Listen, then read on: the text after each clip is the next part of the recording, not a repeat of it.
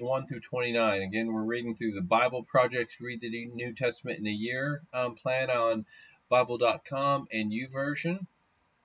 This is what it says. It says, "Now Jesus left that place and came to his hometown, and his disciples followed him. When the Sabbath came, he began to teach in the synagogue. Many who heard him were astonished, saying, 'Where did he get these ideas? And what is this wisdom that has been given to him? What are these miracles that are done through his hands? Isn't this the carpenter, the son of Mary, and brother of James, Joses, Judas, and Simon? And aren't his sisters here with us?' And they took offense at him. Then Jesus said to them, 'A prophet is not without honor except in his hometown, and among his relatives and his own house.' He was not able to do a miracle there, except lay his hands on a few sick people and heal them. And he was amazed because of their unbelief. Then he went around among the villages and taught. Jesus called the 12, began to send them out 2 by 2. He gave them authority over unclean spirits. He instructed them to take nothing for the journey except a staff, no bread, no bag, no money in their belts, and to put on sandals, but not to wear 2 tunics.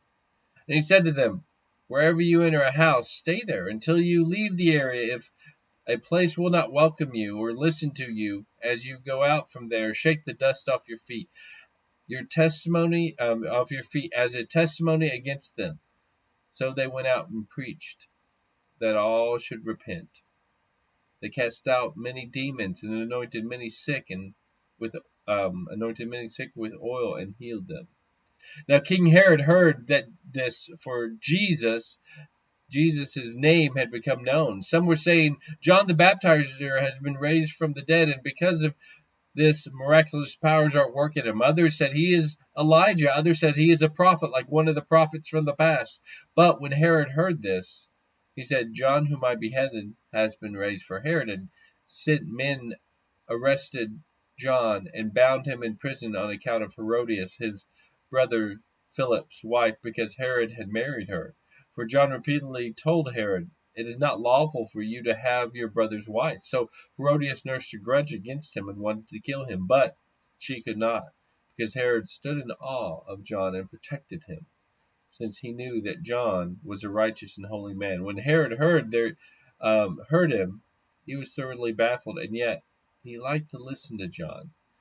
But a suitable day came when Herod gave a banquet on his birthday for his court officials, military commanders, and leaders of Galilee.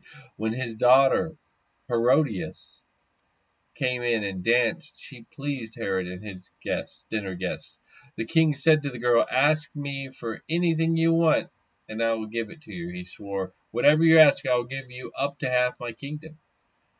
So she went out and said to her mother, 'What should I ask for?' Her mother said, 'The head of John the Baptizer.' Immediately she hurried back and to the king and made her request, 'I want the head of John the Baptist on a platter immediately.' Although it grieved the king deeply, he did not want to reject her request because of his oath and his guests. So the king sent an executioner at once to bring John's head, and he went and beheaded John in prison. He brought his head on a platter and gave it to the girl, and the girl gave it to her mother. When John's disciples heard this, they came and they took his body and placed it in a tomb." One of the things about this passage that really stood out to me is that the part of the verses 7 through 13, the sending out of the 12. Because Jesus sent out his disciples and he gives them authority to over unclean spirits. He gives them authority to heal as well, it seems. But as he sends them out, he tells them, don't take anything.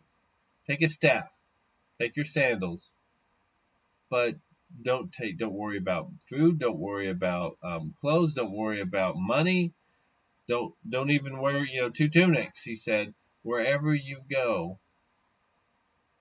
enter a house and stay there. And if they won't welcome you, if they won't accept what you're saying, that's okay. Shake the dust off your feet. It's a testimony against them, and move on. And so they went and did that. and they cast out demons. They anointed the sick, and they preached the gospel. Christ gave them authority. Now, as followers of Jesus, we are given that authority to go and preach the gospel. We are given the authority to be healing hands in our world. We are given the authority to face off with the power of God, wearing the full armor of God against spiritual realities that are opposed to God. We too have that mission. And why did Jesus tell the people not to take anything with them? Well, one of the things is he wanted them to depend completely and totally on God, on the Spirit, on Him.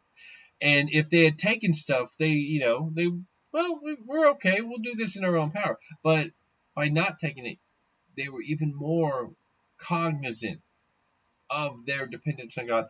And really, that's important because it is only through our dependence of God that we are able to live out His calling in our life. It's only through us being completely dependent upon the Spirit that we can live a Spirit-filled life and share the love of Jesus with others and be healing hands in our communities and oppose the forces of darkness. Just something to think about today. Hope you guys are doing well. Have a wonderful